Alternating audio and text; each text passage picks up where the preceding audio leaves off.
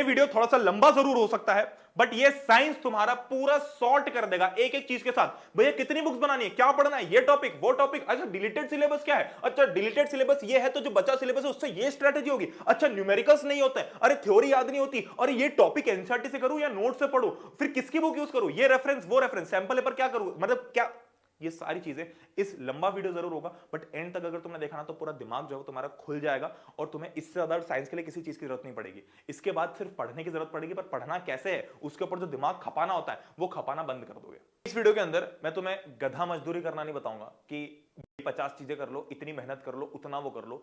इस वीडियो के अंदर तुम्हें सबसे ज्यादा ऐप्ट तरीके से चीजें देखने को मिलेंगी, जो मैं हमेशा से बोलता हूं कि आरओआई के हिसाब से पढ़ो, रिटर्न ऑन इन्वेस्टमेंट की, भाई कितना पढ़ने पे कितने नंबर आ रहे हैं, वो सारी चीजें। और इस वीडियो के अंदर आगे चल के मैं पूरा सीबीएसई का जो सर्कुलर है वो खोल के बैठ जाऊंगा। यहां पर तुमको एक एक टॉपिक बताऊंगा कि कौन कौन सा टॉपिक सस्ता है जो तुम्हें करना है और कौन कौन सा नहीं करना है, मैं ये तक तुम्हें बताने वाला हूं। तो ये यूट्यूब के ऊपर सबसे ज्यादा एनरिचिंग क्लास 9th की साइंस की स्ट्रेटेजी होने वाली है। इस बात का मैं चैलेंज वीडियो स्टार्ट होने से पहले कर देता हूं। Alright, what's going on my lovely students out there, welcome to just पढ़ ले। और आज हम बात करने वाले हैं साइंस के बारे में। टाइम वेस्ट नहीं करेंगे, डायरेक्टली वीडियो पे जंप करेंगे, बट उसके पहले मेक श्योर कि तुम सब्सक्राइब करो भाई। कुछ ही सब्सक्राइबर्स बचे हैं और हमारा जो टारगेट है वो पूरा हो जाएगा, तो फटाफट सब्सक्राइब करो। और अभी नहीं किया तो अपने सारे दोस्तों को शेयर कर दो, क्योंकि भाई एग्जाम सीजन आ गया है, इसमें हम काम नहीं आएंगे तो कब काम आएंगे। ठीक है, चलो आज इस वीडियो के अंदर सबसे ज्यादा एनरिचिंग तरीके से साइंस की स्ट्रेटेजी देखने वाले हैं। तो मेक श्योर कि तुम बैठो इसी तरीके से कि तुम आने वाले जितने भी 15 से 20 मिनट होंगे, तुमको लग सकता है कि वीडियो थोड़ा लंबा हो, बट लंबा वीडियो 100 वीडियोस के बराबर होता है। जो पिछले मैंने आधे घंटे की स्ट्रेटेजी बनाई थी साइंस के ऊपर, जो पूरे क्लास 9 के ऊपर, उसको सभी लोगों ने पसंद किया और बोला कि भैया ये 10-20 वीडियो के बराबर है। तो ये वीडियो भी ऐसे ही बहुत वीडियोस के बराबर होने वाला है। ये है तुम्हारा एंड गेम स्ट्रेटेजी प्लान, या फिर सीबीएसई का सर्कुलर खोल के बैठने वाला हूं मैं। इसके अंदर सब कुछ बताऊंगा कि भाई सीबीएसई इतने इतने नंबर का ये है, ये टॉपिक तुम्हारा डिलीटेड है, यहां पर दिमाग मत लगाओ, यहां पे न्यूमेरिकल बच जाएगा। न्यूमेरिकल को कैसे याद करना है, केमिस्ट्री को कैसे याद करना है, बायोलॉजी को कैसे याद करना है, तीनों को कैसे ध्यान देना। और ये मेक श्योर करना है कि भैया अगर कम टाइम भी बचा और मैंने कुछ नहीं पढ़ा हो, थोड़ा सा पढ़ा है, सब कुछ पढ़ लिया है, तीनों कैटेगरीज में अगर मैं फॉल करता हूं तो मुझे कौन कौन सी बेयर मिनिमम चीजें करनी है कि अगर मैंने कुछ नहीं पढ़ा है तो मैं 70-80 नंबर ले आऊं, अगर मैंने थोड़ा बहुत पढ़ रखा है तो मैं 80 से 90 नंबर ले आऊं, और अगर मैंने सब कुछ पढ़ रखा है तो मैं 95 प्लस तक कैसे जा सकता हूं। वो सारी चीजें आज तुम कवर करने वाले हैं हम। वैसे मुझे पता है कि मैक्सिमम बच्चे वही होंगे जिनके या तो तुमने कुछ नहीं पढ़ा होगा या फिर थोड़ा सा पढ़ा होगा, बट एनीवेज स्टार्ट करते हैं आज। तो कुछ मैंने वीडियो को कितने भागों में डिवाइड कर रखा है तो मैं हमेशा बता देता हूं। पहला तो मैंने तुम्हें कुछ प्रो टिप्स के नाम पे डिवाइड कर रखा है कि भैया ये टिप्स है जो तुमको फॉलो करनी है। दूसरा जो मैंने डिवाइड कर रखा है वो ये है कि यहां पर हम वो सारी चीजें देखेंगे सब्जेक्ट वाइज कि भाई फिजिक्स, केमिस्ट्री, बायो तीनों में क्या हमको सबसे ज्यादा दिक्कत देता है। और तीसरा हम सीबीएसई की गाइडलाइंस के हिसाब से देखेंगे कि भैया हमें कहां दिमाग लगाना है, कहां नहीं लगाना और क्या क्या रिसोर्सेज यूज करने हैं। सबसे पहली चीज मैं तुम्हें बिल्कुल ही रेकमेंड करना चाहूंगा कि भैया लॉन्ग आवर्स जो है, लॉन्ग आवर्स के लिए जो हम बैठ जाते हैं ना भाई, घंटे घंटे जो 3-3 4-4 घंटे पढ़ने बैठते हैं, उससे कुछ नहीं होता है।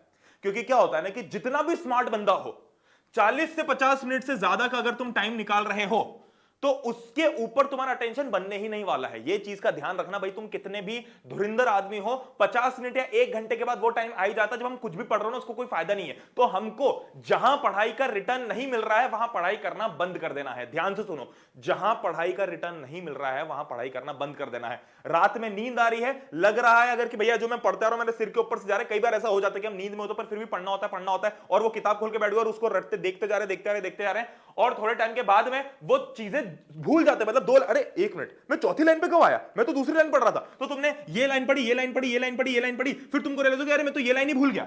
तो अगर तुम अभी 2 मिनट के अंदर अंदर पहले लाइन याद नहीं कर पा रहे हो, तुमको लगता है कि तुमको अगले दिन की सुबह याद होगा, तो ऐसे केसेस में किताब बंद करो और सोने चले जाओ। ये नहीं है कि भाई गट्टू बिट्टू से फोन लगा के पूछ लो कि कितना पढ़ा कितना नहीं पढ़ा। तो ये ठीक है, पूछ के थोड़ा फील गुड कर सकते हो तुम, बट इस चीज का ध्यान रखो कि उसने चाहे 10 घंटे पढ़ लिया हो या 6 चैप्टर कर लिया हो, तुम्हें यह मेक श्योर करना है कि अगर मैंने 1 चैप्टर भी किया है तो उसकी एफिशिएंसी उसके 6 चैप्टर के बराबर है। तो एक चीज यहां पर क्लियर कर दूं कि number of chapters are not important. हमारे लिए इंपॉर्टेंट यह है कि जो हमने पढ़ा है वो कितना एफिशिएंट है। दूसरा तो हो गया हमारे पास में कंपैरिजन वाला, ठीक है। और तीसरा हो गया अगर कोई भी टॉपिक हमें बिल्कुल समझ नहीं आ रहा है तो उसको लेटर के लिए छोड़ देना है। मतलब कि भाई देखो ऐसा है कि अगर तुम्हारे पास में भरमार टाइम बचा हुआ है अभी, है ना, तब तो फिर तुम अभी ही करो इसको। बट अगर ऐसा है कि नहीं यार भरमार नहीं है, लेट्स से कि अगर तुम्हारे पास में फॉर एग्जांपल 25 से 30 दिन के बीच बचे हुए हैं, या एक फॉर एग्जांपल 25-30 भी नहीं, अगर 20 दिन के करीब बचे हुए एग्जाम में, तब तुम जो टॉपिक समझ में आ रहा है उसको अभी के अभी खींचो।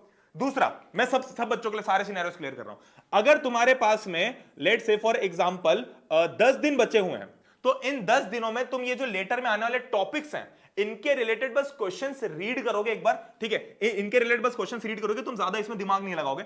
और अगर तुम्हारे पास में लेट से 4 से 5 दिन बचे हुए हैं, तो इस केस में तुम सिर्फ जो लास्ट डे होगा तुम्हारे एग्जाम का, मतलब मान लो कि मेरी एग्जाम लेट से 20 तारीख को है, तो मैं 18 तारीख वाले दिन या 19 तारीख की सुबह ये टॉपिक्स देखूंगा। या लेट से तुम 9th में, तो तुम्हें ज्यादा लीव नहीं होगी, लेट से 3 दिन की लीव है या 2 दिन की लीव है, तो 15, 16, 17 है ना, और 18 को पेपर है, तो 16 और 15 को तो मैं बिल्कुल टच नहीं करूंगा वो टॉपिक्स। मैं पहले जो आता है उसको मेक श्योर कर लूंगा, और फिर अगर मुझे टाइम मिलता है तो मैं 17 को थोड़ा टाइम लगा के ये चीज देख लूंगा। और अगर मान लो एक ही दिन एग्जाम है तो फिर भाड़ में आन दो, नहीं करना, ठीक है। अगली चीज है कि हमको जो सिटिंग है, देखो मेरी बात सुनो, हमको मजदूरी तो करनी है। अब तुम्हारे पास में 2 ऑप्शन है, क्या तो तुम गधा मजदूरी कर लो या स्मार्ट मजदूरी कर लो। मैं तुम्हें नहीं बोल रहा कि तुम 3 घंटे बैठ जाओ और लगातार पढ़ते रहो, उससे कुछ नहीं होगा, वो गधा मजदूरी है। वो हम तब करेंगे, वो स्मार्ट मजदूरी तब कहलाएगी जब हमारी पढ़ाई का लेवल अलग होगा। भाई अगर तुम यूपीएससी के लिए, जेई नीट वगैरह के लिए प्रिपेयर कर रहे हो तो अब तुमको इतना करना पड़ेगा, बट अभी अगर तुम्हारी 9, 10th की एग्जाम है, 9वीं क्लास की एग्जाम तुम देने जा रहे हो, तो उसके लिए बीच में गैप रखना इंपॉर्टेंट है कि भैया मैंने लेट्स से फॉर एग्जांपल 40 से 50 मिनट पढ़ लिया और बीच में 20 मिनट का ब्रेक दे दिया, अब ये 20-30 मिनट का ब्रेक दे दिया। अब पता है इंपॉर्टेंट क्या है? इंपॉर्टेंट ये है, देखो ये एडवाइस सभी के लिए, साइंस, सोशल साइंस, कुछ भी। जो अभी का शुरू वीडियो का जो फर्स्ट पार्ट है ना, एक जनरलाइज पार्ट है, इसके बाद में फिर मैं प्रैक्टिकली साइंस के अंदर घुसूंगा कि भाई फिजिक्स, केमिस्ट्री और बायो तीनों सब्जेक्ट्स को क्या क्या करना है। अब ये जो बच्चे तुमने बीच में 20-30 मिनट का ब्रेक लिया या दिन भर में तुमने ब्रेक लिया, इसके अंदर भाई प्लीज हाथ जोड़ के विनम्र निवेदन है, शॉर्ट फॉर्म कंटेंट कंज्यूम मत करना। शॉर्ट फॉर्म कंटेंट का मतलब ये हो गया कि भैया ये जो रील है या फिर ये जो हमारे शॉर्ट्स हैं, इनको हमको भाई काट देना है पूरी तरीके से। ये तुम्हारा दिमाग बर्बाद कर देंगे। तुमको अगर बीच में एक मूवी देखनी हो ना टीवी के ऊपर, तुम वो जाके देख लो, पर ये मत करना। और अगर तुम सबसे ज्यादा प्रोडक्टिव पूछो मुझसे कि भाई सबसे ज्यादा प्रोडक्टिव तरीका क्या है कि इस टाइम के बीच में या फिर इन ऑल एग्जाम सीजन में पूरे टाइम पे हमको कैसे हमारे दिमाग को फ्री रखते हुए भी यूज करना है, क्योंकि देखो इसमें स्मार्ट इंसान क्या करेगा? स्मार्ट इंसान हमेशा वो चीज करेगा कि भाई मैं कैसे अपने दिमाग को फ्री रखूं और उसके साथ में भी मुझे नॉलेज गेन होता रहे। मैं दिमाग में बिल्कुल लोड नहीं दे रहा हूं, मैं पढ़ाई नहीं कर रहा हूं, पर फिर भी मेरा दिमाग जो है वो थोड़ा थोड़ा किसी अच्छी चीज में चलता आ रहा है। ये वो चीजें बिल्कुल नहीं है, ठीक है। तो क्या करना है उसके लिए? तुम कुछ जो चाहो वो कर सकते हो। तुमको अगर लगता है कि भैया ये बुक रीड करके मेरा जो है थोड़ा माइंड फ्रेश हो रहा है, या फिर इनफैक्ट बुक रीड नहीं भी करना है, तो मेरी जो अगर सलाह या मैं जो एडवाइस देता हूं या मैं खुद भी जो फॉलो करता हूं वो ये है कि मैं ऑडियो बुक्स को बहुत सुनता हूं। मैंने तुम्हें पहले भी कुछ वीडियोस के अंदर बता रखा है, सोशल साइंस वाले वीडियो के अंदर जिसमें बहुत ही लोगों ने पसंद किया, उसमें मैंने कुछ बुक्स का नाम बताया था कि भाई तुम हिटलर के ऊपर देखो। फॉर एग्जांपल अगर तुमने हिटलर का चैप्टर पढ़ा, तुम बोर हो गए पढ़ पढ़ के, तुमने किताब बंद की, तुमने ईयरफोन्स लगाए और तुमको अगर कोई हिटलर की ही कहानी सुना रहा है तो उसमें इंटरेस्ट नहीं आएगा क्या? डेफिनेटली आएगा, क्योंकि वो जो है हमको एक स्टोरी के फॉर्म में देखने को मिल रहा है। तो वैसे ही सेम चीजें तुम साइंस के लिए भी फॉलो कर सकते हो। तो इसीलिए मेरी जो रिकमेंडेशन है, मैं जनरली क्या करता हूं कि कुको एफएम मैंने रिसेंटली अभी कुछ महीनों पहले यूज करना चालू किया और मैं टोटली एडिक्ट हो गया हूं। और मुझे इतनी खुशी इस बात की कि मैं एक अच्छी ऐप का एडिक्ट हुआ एज कंपेयर टू रील्स या शॉर्ट्स।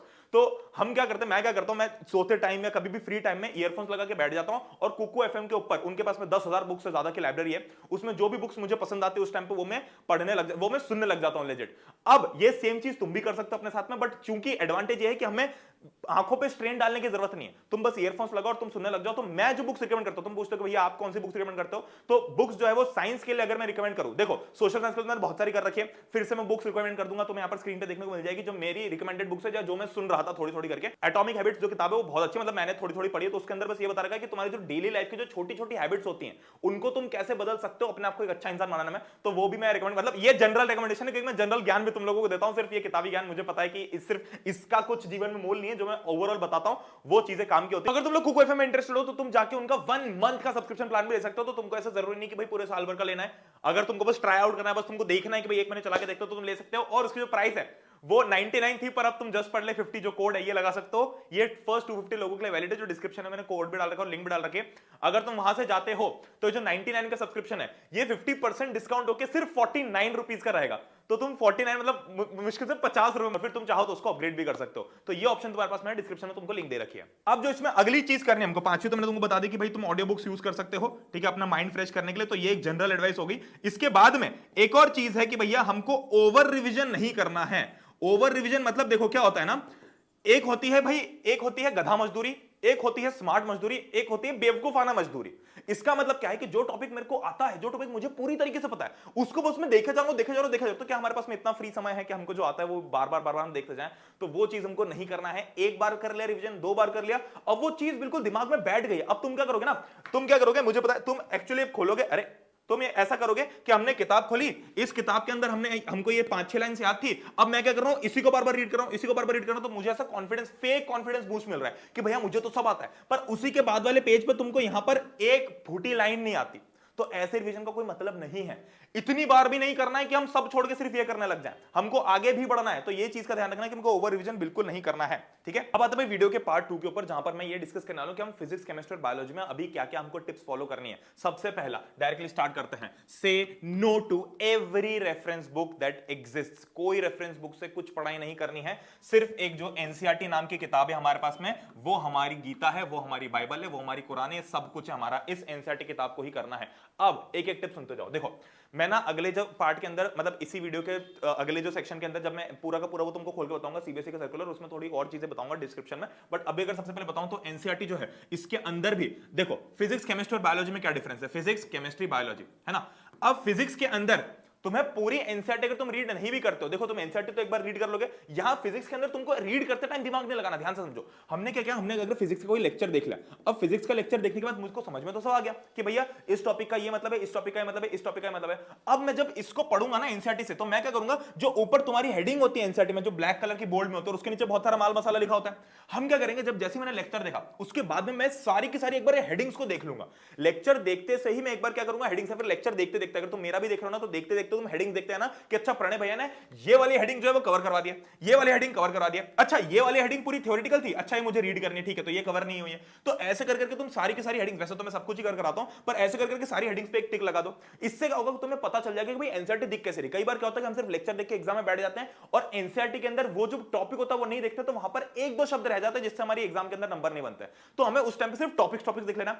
अब एक बार जो हमने टॉपिक्स देख लिया, तुम खुद सोचो भाई, एनालाइज करते चलो कि तुम्हारा जो काम है वो कितना आसान होने वाला है। एक बार मैंने टॉपिक्स देख लिए, अब मैं टॉपिक्स देखने के बाद जब एनसीईआरटी रीड करूंगा तो मुझे पता है ना, फॉर एग्जांपल अगर मेरा जो टॉपिक है वो है लेट्स से छोटा वाला जी, है ना, ये जो हमारे ग्रेविटेशन के अंदर आता है। अब एक्सेलरेशन टू ग्रेविटी मेरे को पूरा समझ में आता है, मुझे ये भी पता है कि भाई इसका डेरिवेशन क्या है, कैसे होगा। अब मुझे बस इतना काम करना है कि मैं एक बार इसको रीड कर लूंगा, और जब मैं रीड करूंगा तो मेरा रिवीजन भी होगा, मेरा कॉन्फिडेंस भी बूस्ट होगा, क्योंकि वो जो पूरे उस पेज में लिखा हुआ है इतनी सारी लाइनों में, सब कुछ मुझे आता है। कॉन्फिडेंस बूस्ट हुआ, रिवीजन हुआ, साथ में एनसीईआरटी में क्या लिखा है वो हमने देख लिया, ताकि एग्जाम में जो क्वेश्चन आएगा वो उन्हीं लाइनों में से आएगा, तो वो भी मैं सॉल्व कर पाऊंगा। तो हमको फिजिक्स में ज्यादा दिमाग नहीं लगाना। Same goes for chemistry, chemistry के अंदर भी हमारा ये सेम तरीका चलेगा। बायोलॉजी के अंदर क्या होगा कि बायोलॉजी के अंदर हमको रीड करते करते थोड़ा दिमाग लगाना पड़ेगा। दिमाग लगाना पड़ेगा एज इन कि यहां पर तुमको चीजें यहीं से याद करते चलनी पड़ेगी, ठीक है। अब बायोलॉजी को भी और आसान कैसे बनाना है, या बायोलॉजी एक्चुअली बहुत आसान है, वो मैं तुम्हें बताते चलूंगा, ठीक है। अब पहले टिप तो ये समझ में आ गई कि हमको कैसे इसको लेक्चर्स को कैसे कैसे फटाफट रिवाइज करना है। दूसरी चीज ये कि हमको कोई भी रेफरेंस किताब का इस्तेमाल नहीं करना है, ठीक है। तो हम क्या करें भैया, क्वेश्चंस कहां से करें, तो भाई एनसीईआरटी के इन टेक्स्ट और बैक क्वेश्चंस, ठीक है। Same goes for here, same goes for here, in text और बैक क्वेश्चंस तीनों को प्रैक्टिस करना है। सिमिलरली इसके बाद में कुछ पीवाईक्यूज है, important questions, PYQs and important questions सबके करना है, ठीक है। अब जनरली क्या होता है ना, जनरली ऐसा होता है कि फिजिक्स और केमिस्ट्री, इन दोनों के अंदर जो पीवाईक्यूज है, जो पीवाईक्यू तो नहीं बोलूंगा क्योंकि 9th में हो तुम, तो पीवाईक्यू मतलब जो इंपॉर्टेंट क्वेश्चंस हो गए वो सारे के सारे वो भी तुमको प्रोवाइड कर देंगे। तो टेलीग्राम के ऊपर अगर तुम फॉलो नहीं करते तो जाके टेलीग्राम पे कर लो। और ये एनसीईआरटी का क्या जुगाड़ है भैया, इतनी बड़ी एनसीईआरटी कैसे रीड करें उसका भी जुगाड़ बताऊंगा अभी, ठीक है। चलो, तो पीवाईक्यूज या इंपॉर्टेंट क्वेश्चंस, वैसे तो इंपॉर्टेंट क्वेश्चंस बोलो इसको, तो ये सारी की सारी तुमको धीरे धीरे करके प्रैक्टिस करते चलना है, क्योंकि इन्हीं में से सबसे ज्यादा क्वेश्चंस आएंगे, ठीक है। इसके अलावा हमको कहीं दिमाग नहीं लगाना है, ठीक है। हमें सिर्फ दो चीजें करनी है, इन टेक्स्ट, बैक, पीवाईक्यू, बस दैट्स इट। अभी इतना टाइम नहीं है कि अगले 15-20 दिन में सब कुछ कर लो। तुम्हारी सबसे बड़ी प्रॉब्लम ये है कि हम लिस्ट बना लेते हैं 6 चीजों की,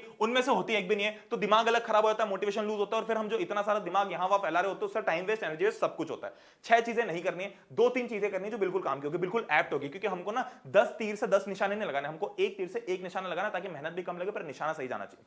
चलो, अब इसके बाद में हमको तीनों के कुछ सैंपल क्वेश्चन पेपर, अब देखो सैंपल क्वेश्चन पेपर तो ऐसी चीज है जो कि साइंस का तीनों में कॉमन है, तो अगर तुम साइंस का सैंपल पेपर करोगे तो तीनों ही चीजें आ जाएंगी, ठीक है। अब ये चीज क्लियर हो गई। अब इसके बाद में थोड़ा सा आगे बढ़ते हैं। भैया एनसीईआरटी जो इतनी बड़ी है, या बायोलॉजी के अंदर भी एनसीईआरटी इतनी बड़ी है, इसका क्या जुगाड़ है, तो इसका जुगाड़ है, एक तुम अपने नोट्स कर सकते हो। अगर तुमने खुद ने नोट्स बना रखे हैं, जो मैं शुरू से बोल रहा हूं हमको वही करना है अल्टीमेटली, या फिर अगर नहीं बना रखे हैं तो तुमको पढ़ले की ऐप के ऊपर free of cost notes available है, और साथ में वेबसाइट पे भी अवेलेबल है। तो तुम मेक श्योर कि वेबसाइट है अपनी, मैं डायरेक्ट लिंक नीचे डाल दूंगा, तुम से डाउनलोड जाके देख सकते हो, डाउनलोड कर सकते हो। सिमिलरली अगर तुम्हें थोड़ा और आसान काम चाहिए तो मैं टेलीग्राम के ऊपर भी डायरेक्ट लिंक्स डाल दूंगा, डायरेक्ट पीडीएफ डाल दूंगा हर चैप्टर की, तो तुम टेलीग्राम के ऊपर भी डिस्क्रिप्शन में जो लिंक है वहां से जा सकते हो, तो ये तुम्हें फ्री ऑफ कॉस्ट मिल जाएगा। अब हमारा क्या हो कि भैया हमारा जो रिवीजन है यहां से बहुत अच्छे तरीके से होगा। अब हमको एग्जाम टाइम के लिए पता है, एग्जाम के एक दिन पहले के लिए एक चीज प्रिपेयर करके रखनी है कि हमारा एक पेज होना चाहिए। एक किताब खरीदना है हमको, 5-10 रुपए की छोटी छोटी सी किताब खरीद के लानी है। दो किताबें खरीदना बेसिकली, ठीक है, दो किताबें खरीदना है। एक किताब हमारी रिवीजन की होगी और एक किताब हमारी प्रैक्टिस के रिवीजन की होगी। तो ये जो पहली किताब है ना, किताब नंबर 1, इसके अंदर हमको क्या करना है, हमने जो जो भी एनसीईआरटी में रीड किया है या जो जो भी नोट्स में रीड किया है, हमको उसको 1 पेज के अंदर उतार लेना है, ठीक है। अगर तुम्हारे पास में इतना टाइम नहीं है तो तुम स्टेप स्किप कर सकते हो, बट अगर टाइम है और तुमको ऐसा लगता है कि नहीं, अगर मैंने कोई चैप्टर पढ़ा है तो मैं उसके बाद में अगर एक्स्ट्रा आधा घंटा दे सकता हूं इस एक पेज में उस पूरे चैप्टर को भरने का, तो वो काम प्लीज कर लो, क्योंकि एग्जाम के टाइम पे ना हमको नोट्स पढ़ने पड़ेंगे ना एनसीईआरटी पढ़नी पड़ेगी, बस एक पेज के ऊपर नजर डाली, तुम्हारा काम हो जाएगा वहीं के वहीं। इस पेज के अंदर जो जो भी टॉपिक्स में बहुत अच्छे से आते हैं उनके बस टॉपिक्स का नाम लिख लो। जैसे कि मान लो तुमको जी का डेरिवेशन आता है, बड़े वाले जी का या छोटे वाले जी का तुमको पूरा डेरिवेशन समझ में आता है, तो बस ये लिख लो, उसकी वैल्यू लिख लो, खत्म, आगे बढ़ो। तो इससे क्या होगा कि तुम्हारे टॉपिक की चेकलिस्ट बनती जाएगी, ताकि एग्जाम के एक दिन पहले क्या होगा ना, तुम्हें पूरा नहीं पढ़ना पड़ेगा, तुम्हें बस यहां पर टिक टिक लगाना कि ये टॉपिक हो गया, ये टॉपिक हो गया, ये टॉपिक हो गया, ये टॉपिक, अच्छा ये नहीं हुआ तो ये यहां से पढ़ लिया मैंने, अच्छा इसको थोड़ा और डिटेल में पढ़ना है तो सिर्फ इस टॉपिक को मैंने नोट्स में से एनसीईआरटी में से कवर कर लिया। हमको बार बार मजदूरी नहीं करना है, ये चीज तीनों ही सब्जेक्ट्स के लिए एप्लीकेबल है। अब ये वाली जो है इसके अंदर हमको क्या करना है, इसके अंदर हमको लिखने भैया फिजिक्स के सारे न्यूमेरिकल्स और उनके सारे फॉर्मूले, ठीक है, फिजिक्स के न्यूमेरिकल्स। मैं इसके ऊपर भी एक सेशन प्लान कर रहा हूं कि हम पूरा न्यूमेरिकल्स वाला सेशन कर लें। न्यूमेरिकल्स यहां पर सारे के सारे ये जितने भी फॉर्मूले बन रहे हैं वो सारे हमको यहां लिखना है। अब उसमें भी बहुत सारा रिलीफ है तुमको, क्योंकि सीबीएसई ने बहुत सारी इंपॉर्टेंट चीजें हटा दी हैं जो सबसे ज्यादा हमारा दिमाग खराब कर रही थी। वो कौन कौन से हटाए मैं तुमको बताते चलूंगा। एक बायोलॉजी की एक टिप दूं तो ये जो दूसरी किताब है इसके अंदर हमको 3 सेक्शंस बना देना है, ठीक है। ये अगर थोड़ी पतली हो रही तो थोड़ी बड़ी रहना। इसके अंदर 3 सेक्शंस बना देने हैं, एक होगा फिजिक्स का, एक होगा केमिस्ट्री का और एक होगा बायोलॉजी का। फिजिक्स के अंदर तुमको सारे न्यूमेरिकल्स वगैरह डालने हैं, इसमें ये सारी चीजें मत डालना, इसको सेपरेट सिर्फ प्रैक्टिस वाले के लिए रखना। केमिस्ट्री वाले के अंदर तुमको वो जो जितने भी वो वाले इक्वेशंस नहीं होती, एक तो तुम्हारा जो न्यूमेरिकल वाला कंसेप्ट हो गया केमिस्ट्री के अंदर जो आता है वो भी कर लेना, और उसके बाद एग्जाम के एक दिन पहले एनसीईआरटी नहीं खोलना, ये मेक श्योर करना है। और तीसरा बायोलॉजी को भाई एक बहुत ही ब्रह्मास्त्र तरीका है कि तुमको फ्लो चार्ट बना के पढ़ना है। हो गया मेरा चैप्टर सेल। अब इस चैप्टर के अंदर है ना, सबसे पहले मेरे पास में क्या था, सबसे पहले मैं क्या पढ़ा, तो पहले तो मैंने पढ़ा कि सेल क्या है क्या नहीं है, तो पहले मैंने पढ़ा सेल की डिस्कवरी के बारे में। अब इस डिस्कवरी के अंदर भाई क्या क्या था, ये रॉबर्ट हुक ने ये दे दिया, इसने वो दे दिया, उसने वो दे दिया, ये 3-4 चीजें आ गई यहां पर कि किसने हमको क्या डिस्कवर करके दिया।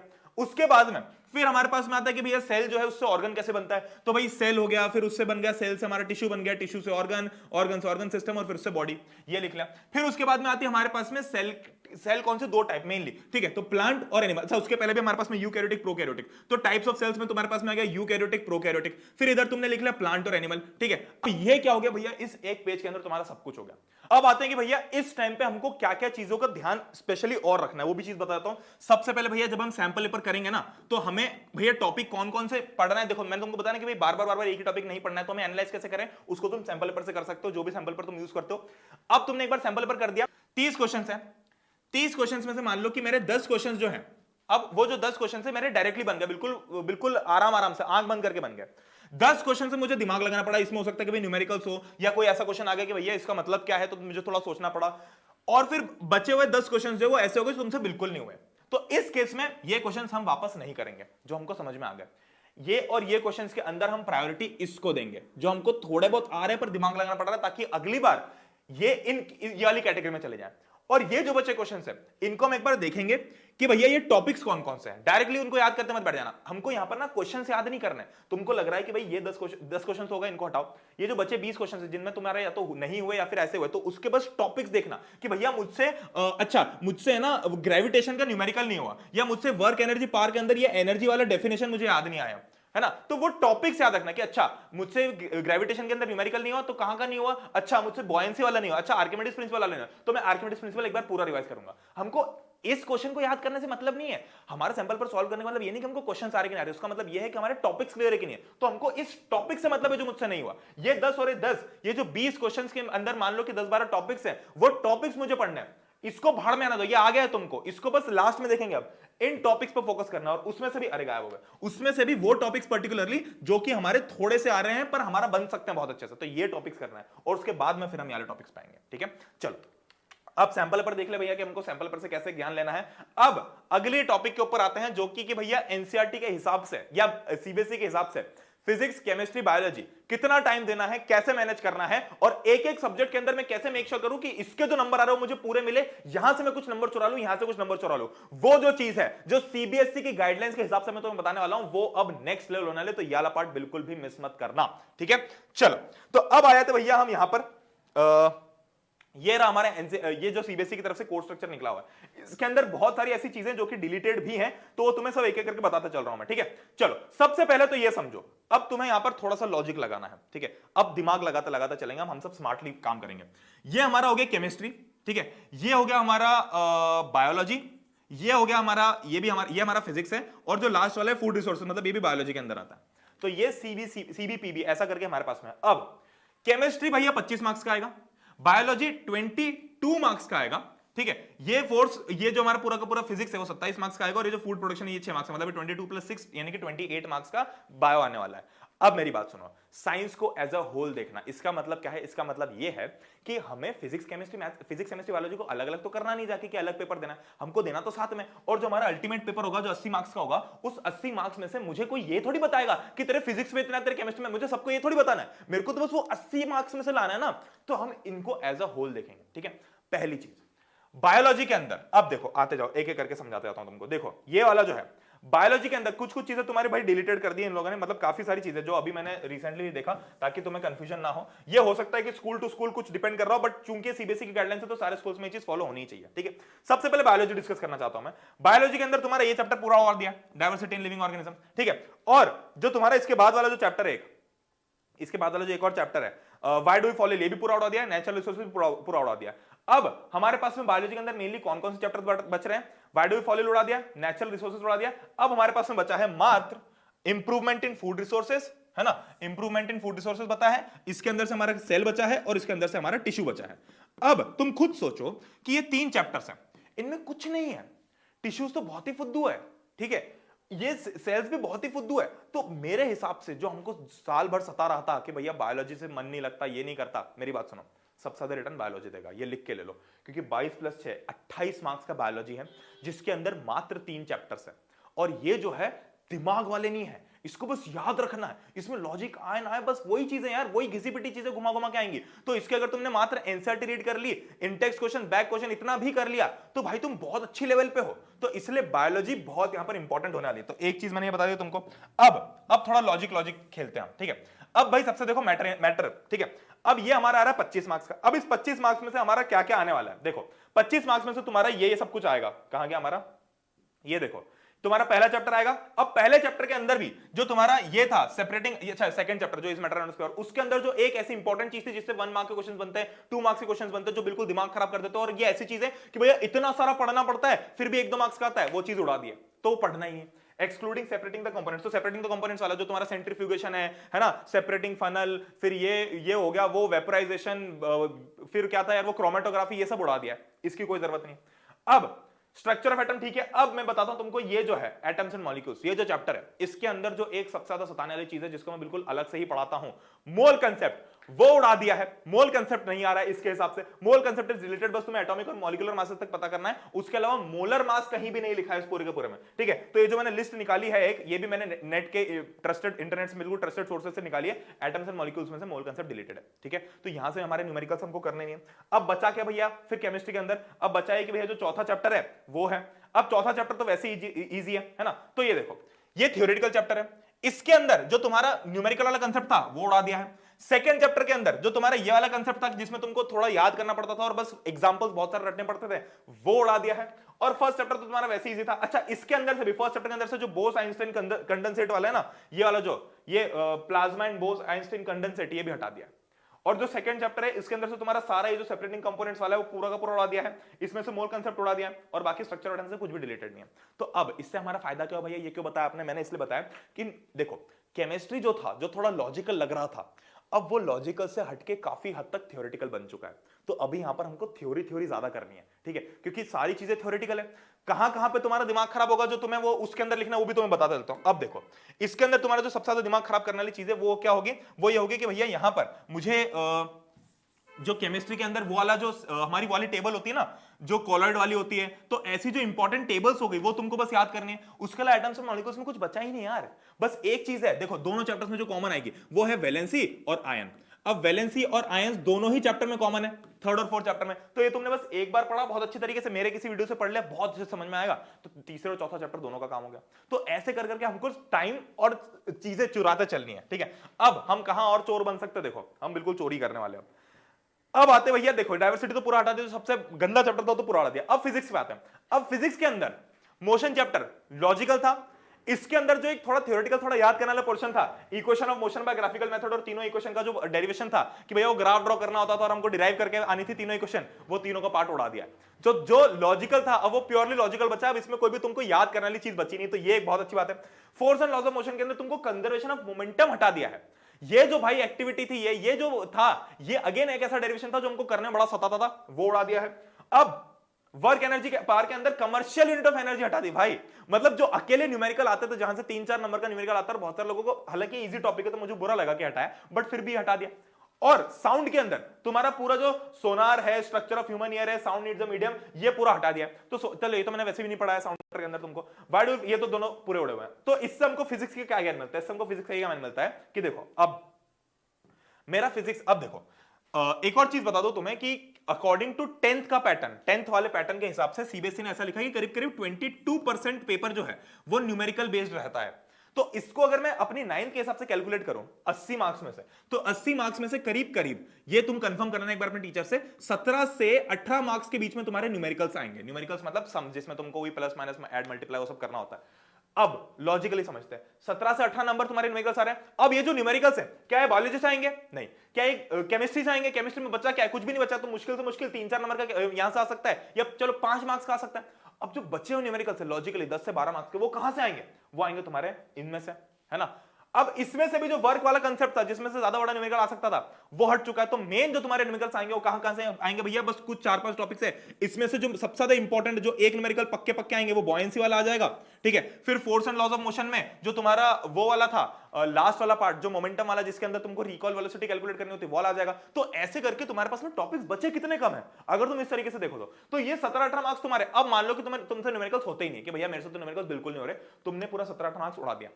अब हमारे पास एडवांटेज है कि भैया न्यूमेरिकल जो है वो मेनली सिर्फ फिजिक्स के आ रहे हैं। तो अगर मेरा फिजिक्स स्ट्रांग नहीं है तो मैं बायोलॉजी तो कर सकता हूं, इसके अंदर तो एक भी न्यूमेरिकल नहीं आ रहा है। तो इन 17-18 मार्क्स में से बायोलॉजी के अंदर तो कुछ भी नहीं, तो बचा कितना? 60 मार्क्स का जो पेपर है, 60 या 62 मार्क्स का पेपर है, इसमें से प्योरली 28 मार्क्स सिर्फ बायोलॉजी के हैं, नॉन न्यूमेरिकल्स, सिर्फ याद करने वाली चीजें, है ना।